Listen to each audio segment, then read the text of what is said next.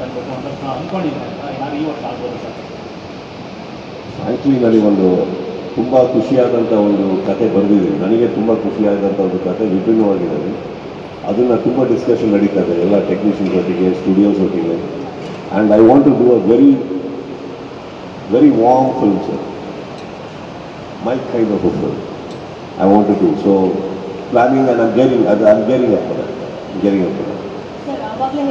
I like the way ನೀವು comfortable ಮಾಡ್ಕೊಡ್ರಲ್ಲ ನಿಮಗೆ. Very thank you sir. ಈಗ ನೀವು ಹೇಳಿದ್ರಿ ರಾಜಕೀಯಕ್ಕೆ ಬರ್ಬೋದು ನಾನು ಅಂತ ಹೇಳಿದ್ರು. ಯಾವುದಾದ್ರೂ ವಿಷಯ ನೋಡಿದಾಗ ಅದರ್ವೈಸ್ ಯಾರನ್ನಾದ್ರೂ ನೋಡಿದಾಗ ನಮಗೆ ರಾಜಕೀಯಕ್ಕೆ ಬರಬೇಕು ಅಂತ ಅನಿಸುತ್ತೆ ಅಂತ ಹೇಳಿದ್ರಿ.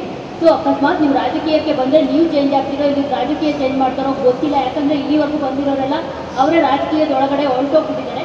ಸೊ ನೀವೇನಾದರೂ ಬಂದರೆ ಇಂಥದ್ದೊಂದು ವಿಷಯದ ಮೇಲೆ ಒಂದು ನಟ್ಟು ಬೋಲ್ಟನ್ನ ಟೈಟ್ ಮಾಡ್ತೀನಿ ಅಂತಂದರೆ ಯಾವ ಒಂದು ವಿಷಯ ನೋಡಿದಾಗ ನಿಮಗೆ ನಾನು ರಾಜಕೀಯಕ್ಕೆ ಬರಬೇಕು ಅಂತ ಅನಿಸುತ್ತೆ ಸರ್?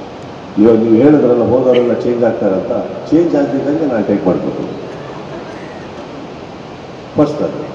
ಅದು ಬಿಟ್ಟು ಇನ್ನೊಂದು ನೀವು ಏನು ಹಿಂಟ್ ಕೊಡ್ತಾ ಇದ್ದೀರಿ ಅವಾಗಿಂದ ಡಿ ಕೆ ಸಾಹೇಬ್ರ ಬಗ್ಗೆ. ಹೌದೌದು, ಅವ್ರ ಬಗ್ಗೆ ಹೇಳಿದ್ರು ನಟ್ಟು ಬೋಲ್ಟ್ ಅಂತ ಹೇಳಿದ್ರಿ. ಈಗ ಯಾರು ಹೇಳಿದ್ರು? ನಟ್ಟು ಬೋಲ್ಟ್ ಅಂದರೆ ಅವರೊಬ್ಬರೇ ಬರೋದು ಪ್ರಸಿದ್ಧವಾಗಿ.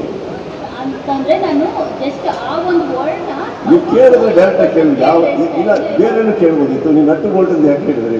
ಅದು ಕನ್ನಡ ಚಿತ್ರರಂಗದಲ್ಲಿ ಒಂದಷ್ಟು ಫೇಮಸ್ ಆಗೋಗ್ಬಿಟ್ಟಿದೆ ಆ ವರ್ಡು. ಯಾವಾಗಿಂದ? ಅವರು ಹೇಳ್ದಾಗಿಂದ, ಯಾರು ಹೇಳ್ದಾಗಿಂದ? ಡಿ ಕೆ ಸಾಹೇಬ್ ಫೇಮಸ್ ಆಗೋಗ್ಬಿಟ್ಟಿದೆ. ಸೊ ಅದಕ್ಕೆ ಇಲ್ಲಿ ಲಿಂಕ್ ಮಾಡಿ ಇದರದೊಂದು ಟಾಪಿಕ್ಗೆ ಆ ಥರ ಪ್ರಾಯವಾಗಿ ಹೇಳ್ತೀನಿ ಕೇಳಿ. ಡಿ ಕೆ ಸಾಹೇಬ್ರದ್ದು ಏನಿಲ್ಲ ಇದರಲ್ಲೆಲ್ಲ ಕಿತಾಪತಿ ಇರೋದು ಸಾಧು ಕೋಕಿಲ ಅವರು. ಓಕೆ, ಸಾಧು ಕೋಕಿಲ ಅವರು ಆಮೇಲೆ ಕೂತ್ಕೊಂಡು ಹೇಳ್ತಾರೆ ಎಲ್ಲಾದ್ರೂ ಕರೆದ್ರೆ ನಾನು ಹೆಂಗೆ ಮೇಂಟೈನ್ ಮಾಡಲಿ, ಯಾರನ್ನ ಸೆಕ್ಯೂರಿಟಿ ಕೊಡಲಿ ಅಂತ. ಇದು ನೋಡಿ ಅವ್ರಿಗೆ ಹೇಳ್ಬೇಕಾದ್ರೆ ಫಸ್ಟೇ ಅಲ್ಲಿ ಬಂದು ಅವ್ರು ಹೇಳ್ದಾಗ ಸೈಲೆಂಟಾಗಿ ನಿಂತ್ಕೊಂಡ್ರು, ಕೇಳಿಸ್ಕೊತಾ ಇರ್ತಾರೆ. ಸಾಧು ನೋಡ್ತಾ ಇರ್ತಾರೆ. ಇದು ಕಿತಾಪತಿ ಸಾಧುದು, ಬೇರೆ ಯಾರ್ದು ಅಲ್ಲ. ಇಂಡಸ್ಟ್ರಿಗೆ ಯಾರ್ಯಾರಿಗೆ ವೈಯಕ್ತಿಕವಾಗಿ ಕರೆದಿದ್ದಾರೋ ಎಲ್ಲರೂ ಹೋಗಿದ್ದಾರೆ. ಕರೆಯೋಕ್ಕಾಗದೆ ಇರೋರು ಯಾರು ಬರ್ತಾರೆ?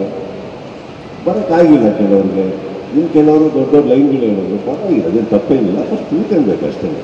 ಪಾಪ ಸಾಧುದು ತಪ್ಪೇನಿಲ್ಲ. ಅವ್ರು ಇರೋದೇ ಹಂಗಲ್ಲ, ತಮಾಷೆ ಮಾಡ್ಕೊಂಡಿರ್ತಾರೆ. ತಮಾಷೆ ಮಾಡಿಬಿಟ್ಟಿದ್ದಾರೆ, ಅದು ಸೀರಿಯಸ್ ಆಗಿಬಿಟ್ಟಿದೆ ಅಷ್ಟೇ.